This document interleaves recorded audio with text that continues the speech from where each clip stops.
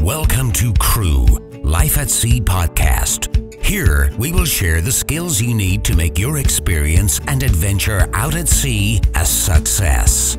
Hear inspiring stories from experienced crew from all diversities. Gain knowledge and know your rights. Be part of the Crew Life at Sea. And let's welcome your host, Raymond Crystal. Hello and welcome to Crew Life at Sea, the only place where you can find useful information, advice, insights and resources to help inspire you to take that next step in working on a cruise ship. Welcome to today's show, ladies and gentlemen. Today we have with us a lady who really makes you feel good. No, not in that way. She massages you, she controls the spa, she does your nails for you, she's the beautician, she controls everything when you're down and out and you just want a good day in the Oasis Spa or whatever spa they have on the ship, wherever it is. So today I have with me Mon-Lee, how do you say it? Mon-Lee. Mon-Lee, how are you, Mon-Lee? Good, you? Good, thank you. So, Mon-Lee, how is it to be a spa manager on board? Can you tell us what made you get at sea? How did you become part of this world? Well, I guess the first step was traveling, wanting to travel. And being a spa manager has its ups and downs, but it's a good job. I like it. You can control what's going on. Okay, so what made you start ships? Okay, so basically I wanted to travel. I used to only do nails. That's all I did. 7 days a week, 8 hours a day. Wow. And I just wanted something different. I still wanted to work with guests, still wanted to be in the customer service. So I went for the interview in Cape Town. You got to do a trade test and I got in.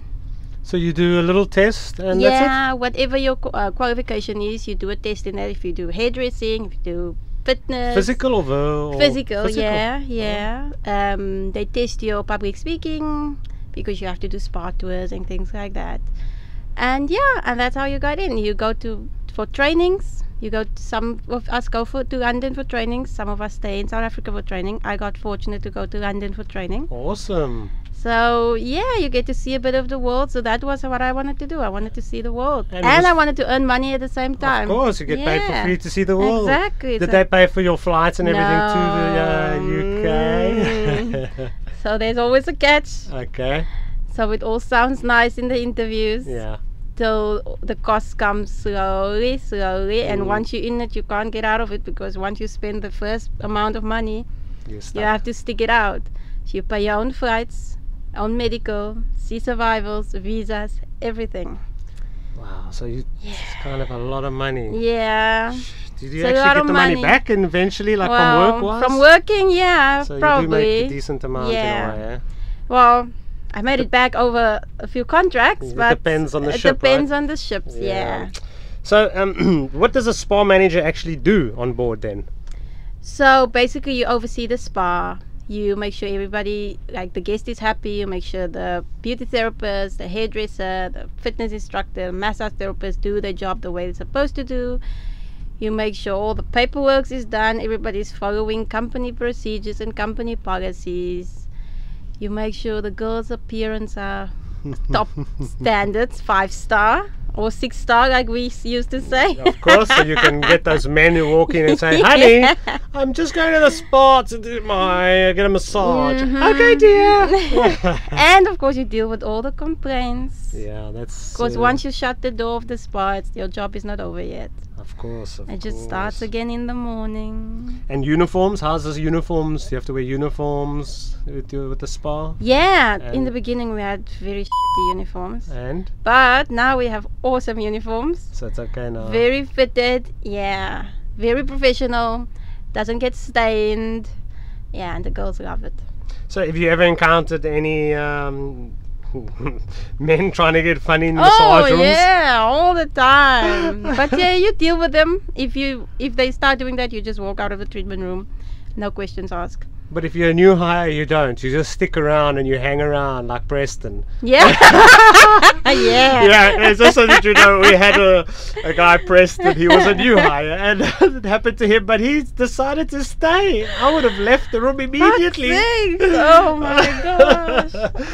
Yeah, so you've encountered it, right? Yeah, you get those. Not interested, eh? No, you get those. I got the other day I got someone saying, I like women and there's no woman on board. I just want someone to cuddle with. And I was like, I need to get this guy out of here. Wow. So do you have also any crew members under you? How do you handle your crew? Do you have any issues with them? Like, because as a manager it is a bit challenging. It's a bit challenging, but I have to say I have a very good team. I have 5 people under me, so I have 2 beauty therapists, massage therapists, fitness instructor and a hairdresser. They work really well together. They follow orders. Yeah, I'm really happy with them. So you got a good bunch. Yeah, good team. Have you ever had a bad team? Oh yeah, the ones that doesn't want to work. That wants it's seasick. The minute you leave the port, you leave the port at 6. 1 minute past 6, they're seasick. So you get those. Yeah. So what do you do? Do you give them no chance, or do you just give them a warning? You sign a warning. I don't care what you do after that. Yeah, there's a limit, right? Yeah, exactly. So can you tell me what parts of your job you find most challenging? The management above me, because they don't understand how our job works, and they always think they know better. But I just want them to come and sit there for one day, the whole freaking day, and just experience what we experience. Yeah, there's always something, and they're just shouting from above. Yeah, they think we just sit there and do nothing and do nothing exactly. Like, I don't know where they think the money's coming from that we're making. Their time will come maybe one day, and they will see. Because I remember when I was an assistant, it was like, oh, look at this manager, they do nothing, they just boss me around, they do this, blah blah blah. But we the ones have to have the meetings if we don't make certain revenues, as you said. And without us there's nothing. Of course, somebody has to do it. Yeah. But these youngsters, they don't really know, because most of them are youngsters that they get hired in the spa, right? Yeah. Yeah, and the new people, they're fresh and they don't know much. Exactly. So you have to train them, and you have to make sure they up to company standards, and the people, the bosses in the office, they don't see this. They just say, they're you just do this, sitting you there. do that. Why is there no money coming in? Well, because probably we're doing a crossing. We only have 180 people on board. Well, they don't see that, right? So tell me a little bit about your hours of work and how do you schedule your day? So normally, in a perfect world, you finish at 8. But in a spa world, you can finish anytime from 9:30, 10 o'clock. You start at 7:30, maybe 8 o'clock. Hold on a second. You start at 7:30 in the morning all the way up to 8. Yeah, so you work from 7:30 sea days, 8 o'clock port days, but you work till on 6-star ships. You work till 8 o'clock. On a big ship, you're gonna work till 10 o'clock. Okay. But even with us on a 6-star ship, we still work till 10, 9:30 in the evening. So you have 1 hour lunch, 1 hour dinner. That is very, very difficult. Yeah, and then if you have a nice manager, they give you extra time off. Yes, you have a very good manager here. She gave them all a night off, which is very unique, because you don't get that often. No. You don't get somebody who actually gives you a night off. So exactly. I must say they're very, very lucky. They're going to be crying when you leave this ship. That I can tell you now. Yeah. So living on board can be extremely tough. Yeah. You know? These little accommodations. Can you tell us about your space and your benefits, accommodation space and benefits? Well, I guess you have benefits on board, but you can't really use them, can you? Not on here, quite. Yeah. You're supposed to have single cabins. You're sharing with someone that works different hours than you, and just waking you up in the night, making noise, and it's just disaster. That's a whole nother episode about cabin mates. Let me tell you, nobody understands till you actually have it. It's so difficult. Oh. You know, I thought when I came, because me and you are not supposed to have single sharing cabins, but because it's a small ship, they normally put us in sharing cabins, and they don't think about who they put us with. It's just like, you go here, you go. And I live between the freaking singers, and they sing the whole day, and they pretend like they're the only people living on that corridor. And then because they get to sleep during the day. Yeah. while I work, and in the evening when I need to sleep, they're having a party. Yeah, I stayed in the cabin next to this one, and I Yeah. stayed next to the singers, and every day I hear the guy coming going, la, la, la, la, Yeah! la, la. Oh, oh my God! He's tested This his voice. girl La, next la, to la, me, la. she starts singing. I'm like, I'm gonna knock this wall anytime now. Yeah, it's difficult because we want to sleep, and they just singing along, and they're these happy little chappy people going on. Yeah.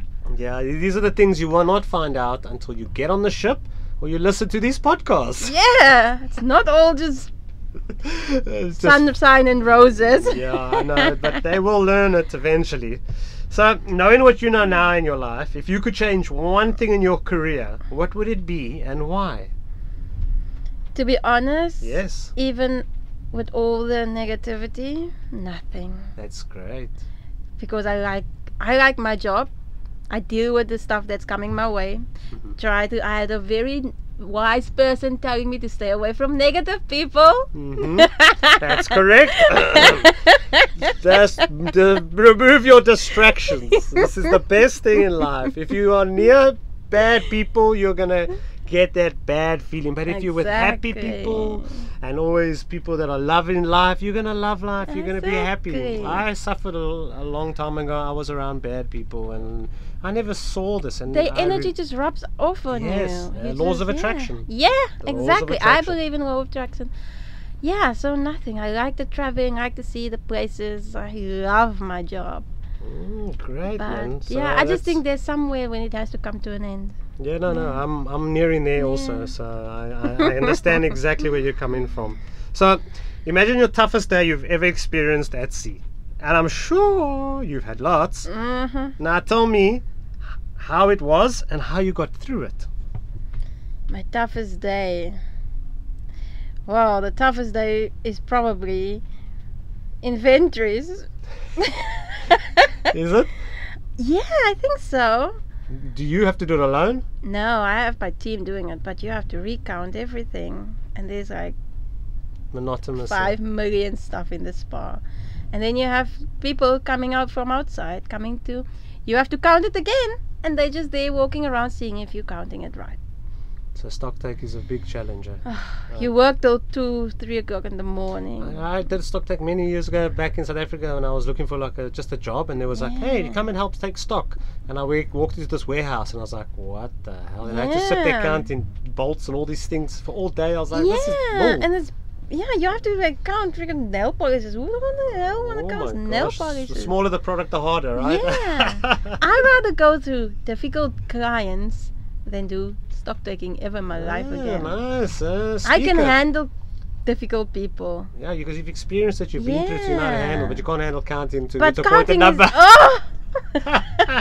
You know, some people, it's just what you don't like, so it's great, you know. It's crazy. Hey, so you've worked on big and small ships, right? No, No, not yet, Only not- small ships. Ah, okay, well then good for you, because on the big ships you would be No, lost, because disaster. there it's times 10 what you got to count there. So another thing, your negatives and positives of your job, more or less. Negatives is normally just the people in the office not knowing what's going on board. Okay.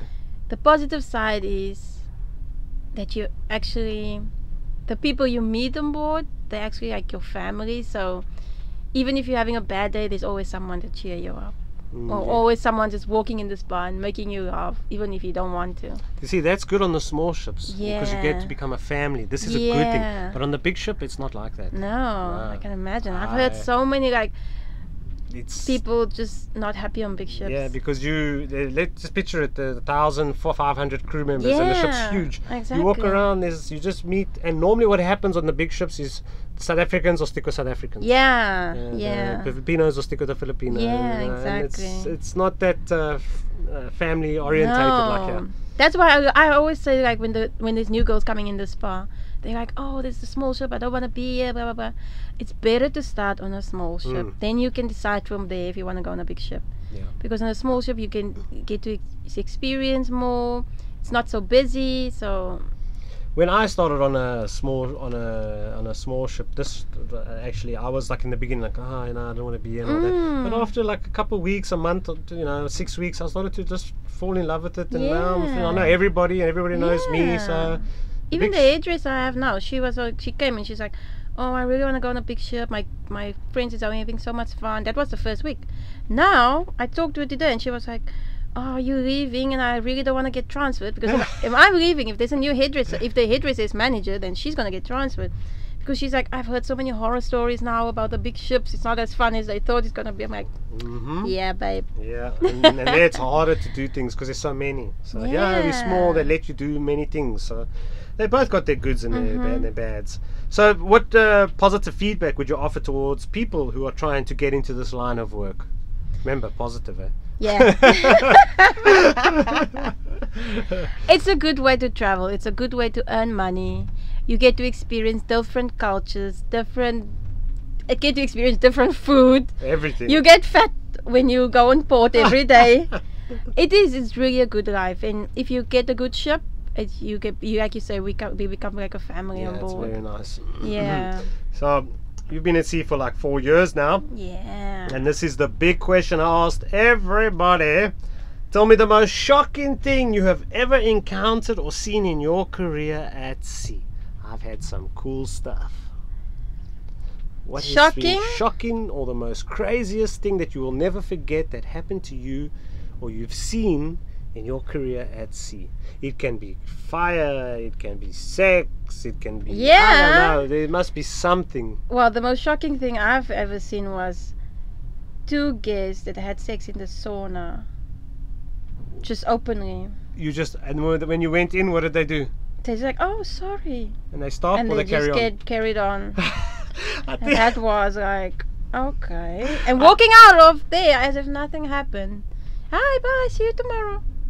Wow. Yeah, that was the most shocking thing. Yeah, this has happened to somebody also before on one of my podcasts. She walked in, they were having sex, and they carried on. They said, "I just put the food down there, thank you," and they carried on doing their lowdown. You know? Like, some people just don't care. Maybe it's a holiday thing. When you come on holiday, you can do it in front of anybody. Nothing stops you. Because it's the second time, you know. Maybe, I don't know. Maybe I would have to try this. I'm going to go to cruise and see what happens. Yeah, well, okay. No shame there. Yeah, so, I think that's yeah, definitely. Oh my gosh. I would be like, shoo. All right. Excuse me. So, has working at sea changed your life? Yeah, definitely. Definitely. I love asking that question because I know the answer, but I just love to ask it. Yes. Okay. Favorite port of call? Mykonos in Greece. Oh, the blues and the whites. Yes. And the people are just so vibrant there. Nice. It's so lovely. Have you had the gyros? No. No? You haven't had a gyro for Mykonos? Oh, wow. Okay, so well, when you get there, yeah, you have a sort of gyro. It's like a piece of bread, like a pita bread with the meat inside, and it's got tzatziki, and they wrap and they put a few chips inside and salad, and it's this big like wrap. Amazing. Really, really, really nice. You should try that. So Mykonos, eh? Yeah, I love Mykonos. What do you do when you get there? Just walk around and look at the shops, and have you been to the other side? No, I've not, but this time. Yeah, there's some good. It's a good place there. Yeah, I like Mykonos. Santorini is similar, but it's up the mountain. Yeah, I like Mykonos more than Santorini. Yeah, I don't like Santorini because I see them bullying and beating the donkeys. The donkeys, yeah. I don't like to see and then fat people getting on the donkeys. Like, why would you do that? So sad, and they still do it. And they still got to go up this, I don't know, 10 so high. Yeah, like you don't want to freaking piggyback someone up there. Why you want to do this to the donkey? That's sad. So you've been at sea for 4 years. What makes you keep coming back? What was making the people? Eh? Yeah, definitely the people. Definitely some places I still wanted to see. Did you get to see some of them? Most of them? Yeah, most of them. Okay. Yes. But yeah, definitely the people. So that means you would recommend working on a cruise line? Yeah, definitely. It changes you. You become so independent. You become such an easygoing person. Like nothing you may just start to bother you anymore, and become a better person. you become a better experience, person, yeah, because learn you a lot, experience man. a lot of different personalities, like the different cultures. You just like, when I go home, I'm just like, this is a small thing. There's bigger things in life to worry Yeah, about. you know, I feel sorry for the people who don't even get to leave their country. I don't know how. Yes, Just imagine you never left your country and you're still stuck there at this age. exactly. You would be like, you wouldn't have a clue. Just No, TV. I would encourage everybody to do this. Yeah, I would encourage Everybody. even my daughter, my son, Yeah. anybody who. I don't have a son. I'm just saying if I had a son. Something you're not You know, telling us? No. One's enough for now, thanks. Okay, let's move on. So, is there anything else you might think of, or anything that you'd like to say before we end off? No? Nothing special, or no, that you want to let somebody know about anything? No, I would say life at sea is good. It has its ups and downs. You have to be prepared to go through a lot of shit, but it's worth it.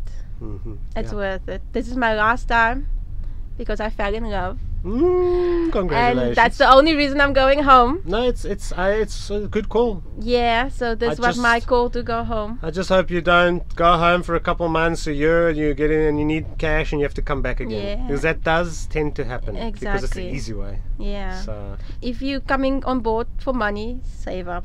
yeah. That's the only It's thing. just, it's easy to say because you don't have to pay for anything. Exactly.